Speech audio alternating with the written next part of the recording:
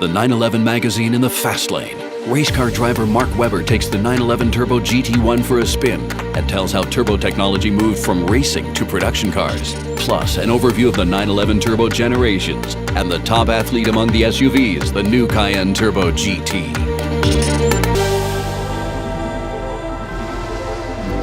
Motorsport is significant with Porsche. The DNA starts on the racetrack, and we don't shy away from the challenges that competition bring us because the racetrack, the stopwatch never lies. We have to compete against the opposition, and we have to be ready for the challenge that it faces, and that then is also going into the production cars, which is a great bonus.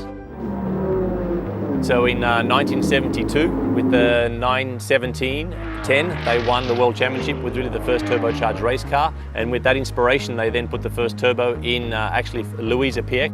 She had the slim-bodied turbo in '74, and then the general production run ran in 1975 after that with a turbocharged 911. The significant style changes was the wider body, more aggressive stance with the turbo, also the whale tail, which was a new introduction, and then also the turbo logo on the rear of the car. Internal code name actually for the first turbo body was the 930.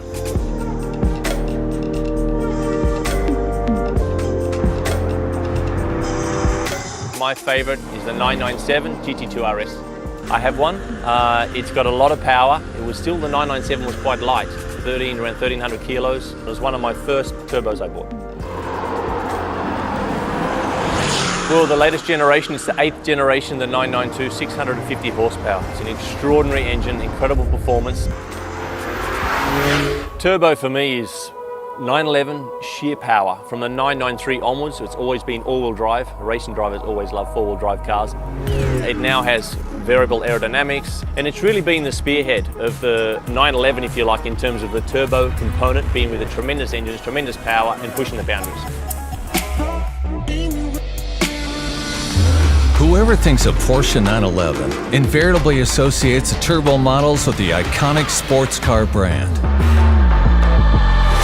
As of Generation 2, the G-Series, the 6-cylinder turbocharged rear engine, has been the ultimate of every model series. A true super sports car, the driver is at the wheel of the then fastest production car in the world.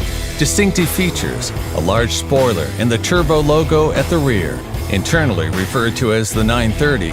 The first turbo comes with a boost pressure-controlled exhaust turbocharger. As soon as it enters the loading area, a veritable storm breaks loose. The 3.0-liter Boxer's feisty power delivery calls for an experienced hand.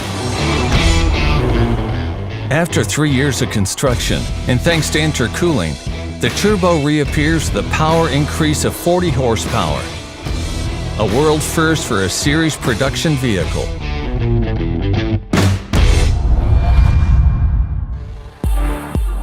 More technology, more comfort.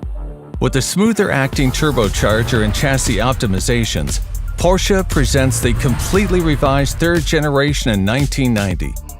Equipped with power steering and ABS system as standard, despite economic pressure on the brand in the early 1990s, the turbo successfully holds its own against a growing number of sports car competitors.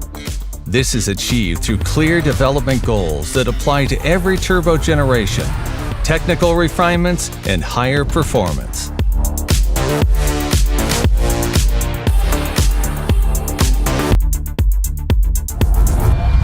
Last of an era, the air-cooled Porsche 911 Turbo Type 993 is today a popular collector's item. Flashback from 1995, the twin-turbo power unit passes the magic 400 horsepower threshold. Simultaneously, the Boxer is considered the lowest emission series production engine in the world. In order to transfer this power to the road, for the first time ever, the top-of-the-range engine is equipped with all-wheel drive, a concept that continues to characterize the 911 Turbo to this day. The new model with the 996, Porsche changes everything. In a break with decades of air-cooled history, the 6-cylinder Boxer engine is now water-cooled. The change is well justified. The turbo, with 420 horsepower from 3.6 liters of displacement, is launched in 2001.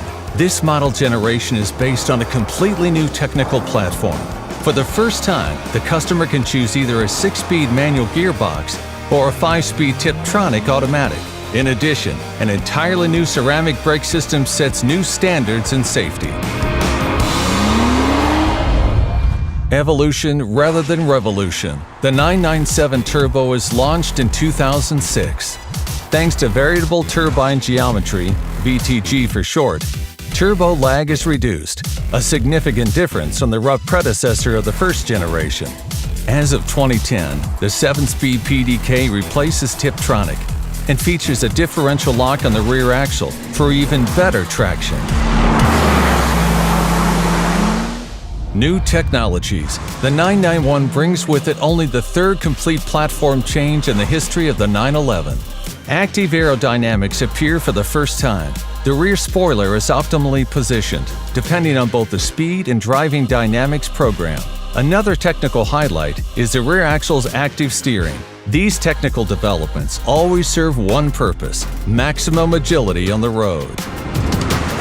The 2020 world premiere of the 8th generation is presented online, a first in the long history of the Turbo. And once again, the engineers succeeded in raising driving dynamics to a new level. Piezo injectors are used in an entirely new generation of engines. They improve response, performance, and emissions.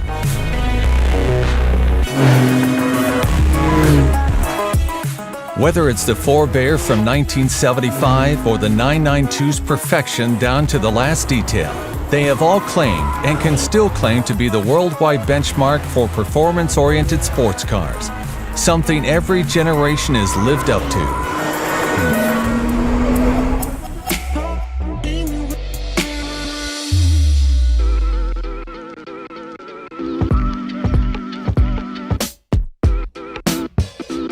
Die erste Generation des Cayenne, die Entwicklung startete ja bereits Ende der 90er Jahre und der Anspruch war damals natürlich auch schon, das sportlichste Angebot zu bieten.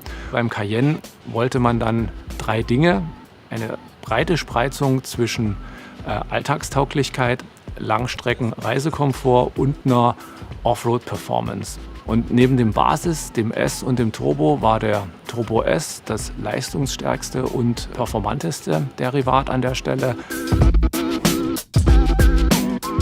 In der zweiten Generation des Cayenne kam dann das sportliche Derivat GTS dazu, was den Fokus nochmal mehr auf Querdynamik legt. Und in der dritten Generation wurde neben dem bekannten, etablierten Vollheck-SUV das sportlichere Coupé gebracht. Und auf dem Turbo-Coupé basiert ja unser Cayenne Turbo GT als höchste Evolutionsstufe.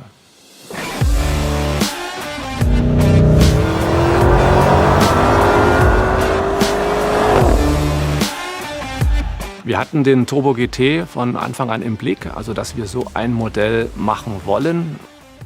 Beim Turbo GT kann ich mich erinnern, in einer frühen Phase des Projektes haben wir ein bestehendes Fahrzeug hergenommen und haben damals das neue Aggregat mit 640 PS und 850 Newtonmeter eingebaut. Unsere Vorstände sind das Fahrzeug dann gefahren und waren begeistert. Dann haben wir auch ein positives Feedback gekriegt und so ist das Projekt dann gestartet worden. Wir haben ja beim Turbo GT alle fahrwerksrelevanten Systeme, Regelsysteme angefasst. Also auch beginnend beim Aggregat. Da wurde Kurbelwelle, Pleuel, die Injektoren, die Turbolader, da wurde alles angefasst. Dann auf der Fahrwerksseite die Dreikammer-Luftfederung, die wurde nochmal härter ausgelegt. Darüber hinaus haben wir an der Vorderachse die Felgen um 1 Zoll verbreitert, den Vorsturz um 0,45 Grad negativer gestellt. Diese ganzen Komponenten zusammen in einem Setup auf den Punkt hinzubekommen, das war auch die besondere Herausforderung bei dem Projekt. Das Gewicht war natürlich auch ein besonderes Thema. Dann haben wir das Carbondach entsprechend zugeordnet, haben nochmal eine Titanabgasanlage neu entwickelt und die Keramikbremse natürlich ist da auch ein großer Beitragsleister. Diese 3 Komponenten in Summe bringen uns quasi zurück auf das Gewichtslevel des Turbo, obwohl wir natürlich die ganze fahrdynamische Performance mit an Bord haben. Der beste Moment natürlich war auf der Nordschleife am Nürburgring, als es uns gelungen ist, da den Rundenrekord mit 7 Minuten 38,9 einzufahren.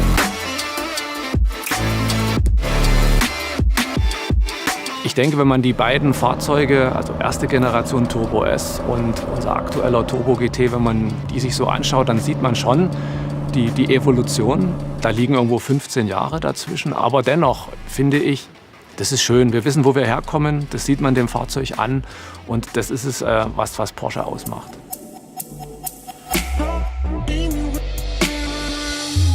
Well, we can also find the turbo in the GT1, which